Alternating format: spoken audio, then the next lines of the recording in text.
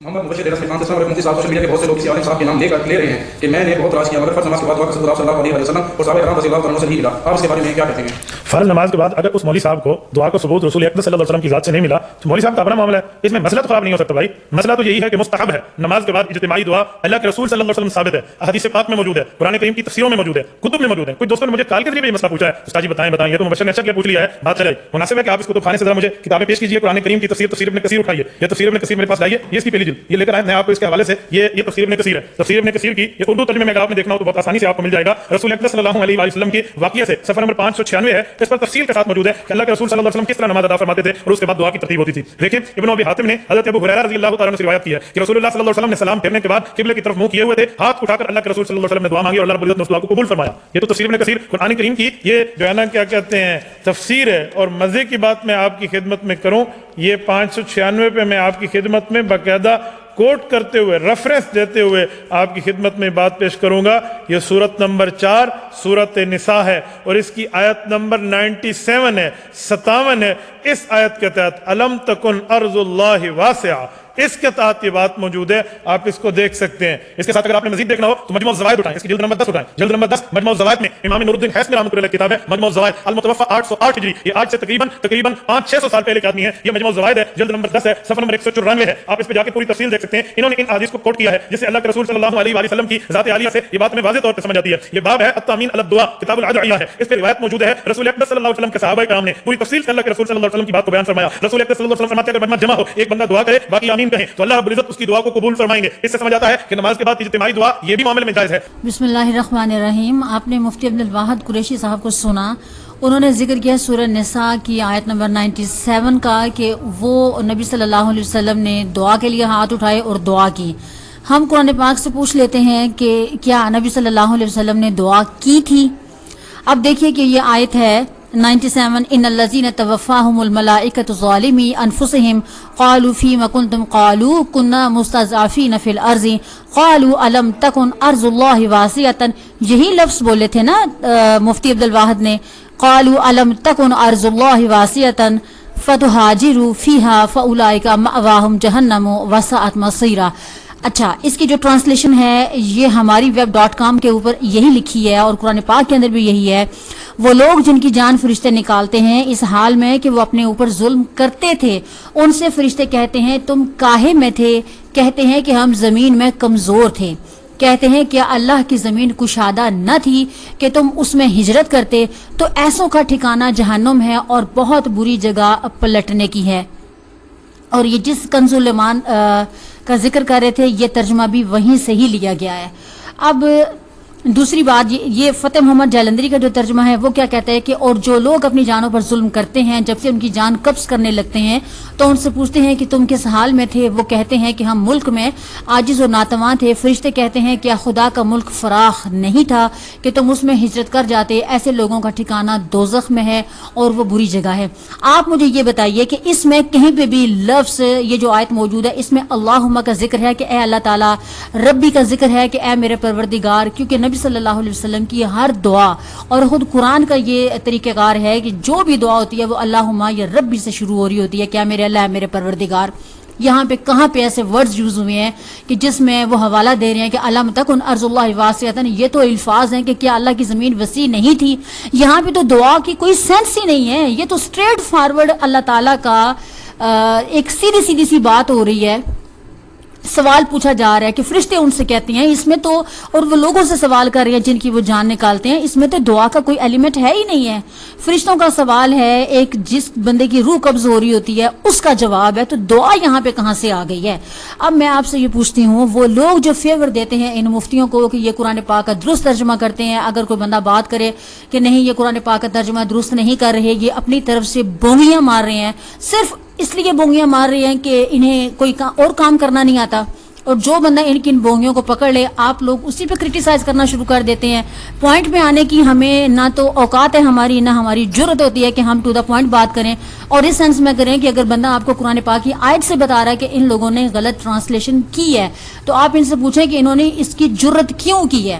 ہم لوگ اس چیز کا رونا روتے ہیں کہ صحابہ کرام کی توہین ہو گئی ہے, جو تبع تابعین تھے ان کی توہین ہو گئی ہے, ہمارے اکابر صاحب ان کی علماء کرام کی توہین ہو گئی ہے, جمہور علماء کرام کی توہین ہو گئی ہے.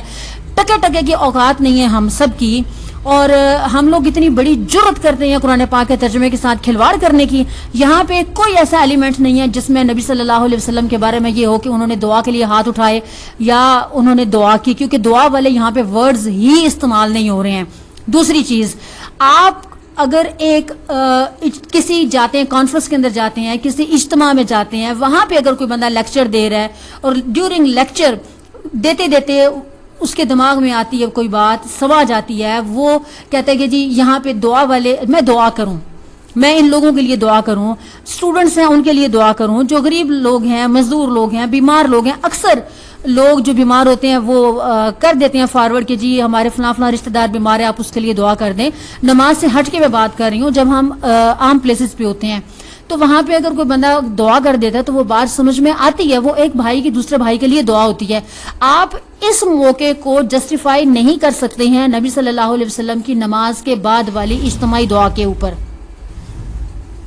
اور اس لیے بھی جسٹیفائی نہیں کر سکتے ہیں کیونکہ آپ یہ کنز الایمان لے کے آ رہے ہیں, مجموع الزوائد لے کے آ رہے ہیں, یا ابن کثیر لے کے آ رہے ہیں. ان کتابوں کی جو حیثیت اپنی جگہ پہ, اگر اس کے اندر درست باتیں لکھی ہیں تو ٹھیک, اگر نہیں ہیں تو پھر آپ صحیح ستہ کو چھوڑ کے یا قرآن پاک کو چھوڑ کے تو ان کتابوں کے اوپر فوکس کریں گے تو یہ آپ کی علمی جہالت کا لیول ہے. آپ ضرور فوکس کریں, کیونکہ آپ کی جو ٹریننگ ہوئی ہے وہ تو یہی ہوئی ہے نا کہ صحیح ستہ کے اوپر بھی عمل نہیں کرنا اور قرآن کے اوپر تو ہم نے جانا ہی نہیں ہے.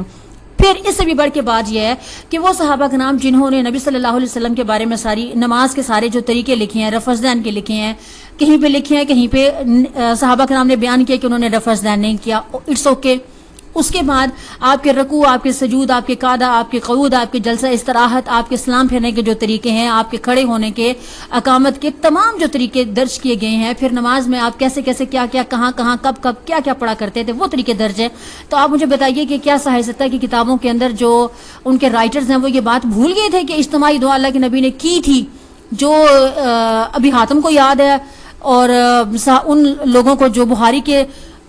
امام بخاری ہیں یا امام مسلم ہیں, سنن نبی داؤد, جامع ترمذی, نسائی, ابن ماجہ, سب کے جو رائٹرز ہیں وہ سارے بیچارے غریب بھول گئے تھے, انہوں نے ذکر نہیں کیا. اور آپ کو یاد رہ گیا کہ مجموع الزوائد میں اس کا ذکر ہے. میں مجموع الزوائد پہ بھی چلی جاتی, لیکن وہ شخص جو قرآن پاک کی آیات کے ساتھ کھلواڑ کرتا ہے اس کی کسی بات کی کوئی ویلیو نہیں ہے. اور پھر مزید ریسرچ کرنا مجموع الزوائد میں جا کے, ابن کثیر کو ڈاؤن لوڈ کرنا, اس کو کھولنا. ابن کثیر اگر قرآن پاک کی اس آیت کے ساتھ ٹکرا رہی ہے تو ابن کثیر کی کیا حیثیت ہے؟ آپ خود سوچیں اور فیصلہ کریں کہ آپ کے لیے یہ قرآن پاک کی آیت زیادہ اہمیت رکھتی ہے, اس کے اندر جو حکم اہمیت رکھتا ہے وہ زیادہ ضروری ہے, یا یہ ضروری ہے. جیسے کہ ابھی عبد الواحد نے کہا کہ جو بندہ یہ کہتا ہے کہ جی نبی صلی اللہ علیہ وسلم نے اجتماعی دعا نہیں کی, یہ اس کا مسئلہ ہے, تو یہ عبد الواحد کا ذاتی مسئلہ ہے جو وہ لوگوں کو سپوائل کرنے کے لیے, ان کی عقیدے خراب کرنے کے لیے, قرآن پاک سے ہٹانے کے لیے اس کا کام ملتا تھا نا قرآن پاک کی پوری ٹرانسلیشن بیان کرو. الم تکن ارض اللہ واسعۃ, حالی تم نے یہ بیان کر کے کہہ دیا کہ نبی صلی اللہ علیہ وسلم دعا کر رہے تھے, اس کے اندر تو دعا والی کوئی چیز ہے ہی نہیں ہے. ہاں اگر آپ یہ سوچتے ہیں کہ 97 کی جگہ میں بھی پاسبلٹی ہے کہ وہ 57 کہنا چاہ رہے ہوں اور وہ بھول گئے ہوں, اور 57 جو آیت نمبر ہے وہ بھی آپ کے سامنے آ جاتی ہے. دیکھیں والذین آمنوا وعملوا الصالحات سندخلهم جنات تجری من تحتها الانہار خالدین فیہا ابدا لهم فیہا ازواج مطہرۃ وندخلهم ظلا ظلیلا. اور جو لوگ ایمان لائے اور اچھے کام کیے, ان قریب ہم انہیں باغوں میں لے جائیں گے جن کے نیچے نہریں رواں, ان میں ہمیشہ رہیں گے, ان کے لیے وہاں ستھری بیویاں ہوں گی, اور ہم انہیں وہاں داخل کریں گے جہاں سایہ ہی سایہ ہوگا. یہ بھی کنز الایمان کا ترجمہ ہے. پھر فتح محمد جالندری کا جو ہے وہ یہ ہے, اور جو ایمان لائے اور نیک عمل کرتے رہے ان کو ہم بہشتوں میں داخل کریں گے جن کے نیچے نہریں بہ رہی ہیں, وہ ان میں ہمیشہ ہمیشہ رہیں گے, وہاں ان کے لیے پاک بیویاں ہیں اور ان کو ہم گھنے سائے میں داخل کریں گے. یہ بھی کنفیوژن دور ہو گئی کہ 97 کی جگہ میں بھی وہ 57 کہنا چاہ رہے ہوں. تو اس آیت کے اندر بھی کہیں پہ بھی نبی صلی اللہ علیہ وسلم کے دعا والے الفاظ نہیں ہیں, نہ اللہم کا ذکر ہے, نہ ہی ربنا کا ذکر ہے یا ربی کا ذکر ہے, کچھ بھی ایسا نہیں ہے. تو اللہ تعالیٰ ہدایت دے ان مولویوں کو